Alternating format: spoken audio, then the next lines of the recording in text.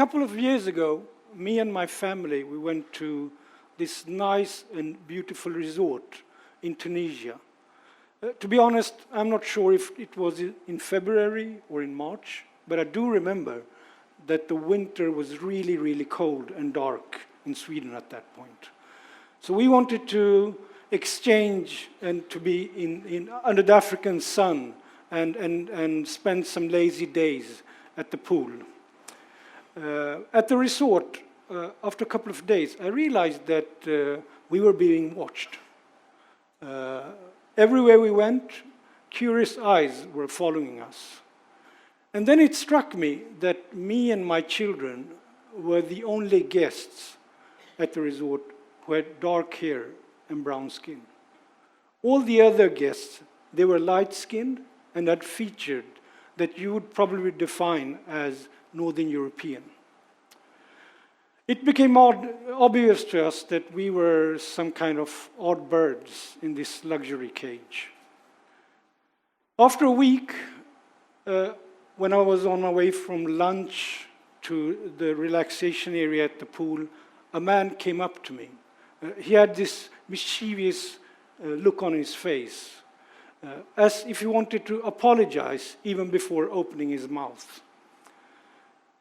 With a slow and almost unhearable voice, he said to me, "Where do you come from?"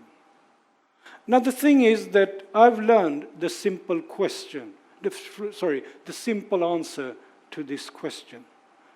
An answer that would stop the man's curiosity and not lead to any follow-up questions. But since I was on vacation, I thought, why should I make it easy for this man? I had all the time in the world. Sweden. The man's forehead got very furrowed. I saw something surprised in his eyes. And he started to give me some suggestions, as if he felt sorry for me and wanted me to help to find the right answer. Iran?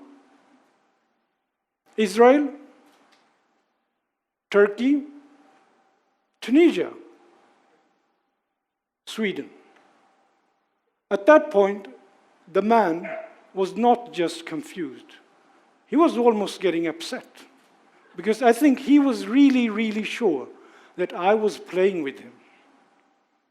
He said, almost shouting, "But monsieur, ce n'est pas possible. Sir, it's not possible," doing like this. Like he was saying that what you are telling and what I'm seeing, it doesn't add up. At that point I thought, well, I've tormented this poor guy long enough. So I told him that I'm born in Pakistan, but I live in Sweden. The man's face was all calm. And he said, Pakistan. And the solution was solved. Now the thing is that I wanted to be polite, so I asked him, where do you come from? He said, Switzerland. I didn't ask any question, because he fitted right into my prejudice of a Swiss man. I would like to stop with this question about and emphasize on where do you come from? Because the thing is that I'm pretty sure that this question is not just asked on a resort in Tunisia.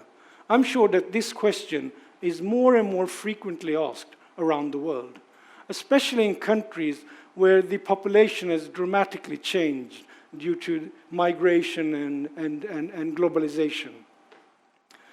I have friends back home in Sweden. When they get this question, where do you come from? Many of them, they get upset and sad, because for them, it's a constant reminder that they don't belong home in a society which they call their home. But personally, to be honest, I've decided that I'm going to see and understand this question as a sign of curiosity. Because what I've found out, that people who ask me this question, where do you come from, they often want to find a common ground or a topic which we can use to continue our discussion. And what they also want is that they want to gather enough information so they can unlock me and find the key that unlocks me. And by knowing that, they can understand my actions. The thing is that this question, where do you come from, it has all to do with the idea of ethnicity. Because in almost 200 years, we have seen identities as somewhat like an avocado. You know, it has a soft skin, some soft meat, but there's a core that doesn't change. Same thing goes with our identities. We are seen that we are born with a core that doesn't change, and which is with us through our life. And you know, all our states, our nation states, they're built on this idea of ethnicity. They're built on that there is a place for us, in a special geographically. If you take an avocado, for example, you can pull the tree by its roots and plant it in a greenhouse in Sweden, far away. It will survive, but still, it's not its natural habitat. Now, my problem is that when people ask me that question, I'm not sure what kind of answer I would give them. I don't know what's my ethnicity, because I'm born in a country that didn't exist before 1947, right? I speak a language, Punjabi, my mother tongue, which is spoken by people who are Hindu, Muslims, and Sikhs. I am born and raised in a suburb in Stockholm. So it's difficult to me to give this person the right answer. But I think I found a solution, and I've tattooed that solution onto my arms in order to remember this answer when I get this question. On this arm, it says, made in Pakistan, because that's where I'm made, right? And on this arm, it said, shaped in Tensta. Tensta is a suburb just outside Stockholm, and I've lived there from I was 7 to 18. And I believe that my upbringing in Tensta, it has shaped me more than the fact that I'm born in Pakistan by Muslim parents. So, the thing is that you might now think that I'm arguing that we shouldn't care about identities, right? That the identities have played out their role in our society. But that's not my point. The point I want to make is that the idea of ethnicity, us being an avocado, it doesn't just fit in our time. We need a different kind of approach on understanding identity. You know, God has, during the last 200 years, or let's say 100 years, completely changed the society. And by God, I don't mean Allah, I don't mean Buddha, I mean globalization, urbanization, and digitalization. These three forces, they've completely changed the world. We live in a world which many people define as VUCA. And VUCA stands for volatile, unpredictable, complex, and ambiguous. The thing is that today's world is changing very rapidly, and so are we. We are constantly changing. The world is unpredictable. So are we as human beings. It's complex. So are we. Ambiguous. So are we. We can be understood in many ways. So what I would like to propose, that instead of becoming avocados, let's all become onions. When we look at ourselves or our human fellows, let's think that we are like onions.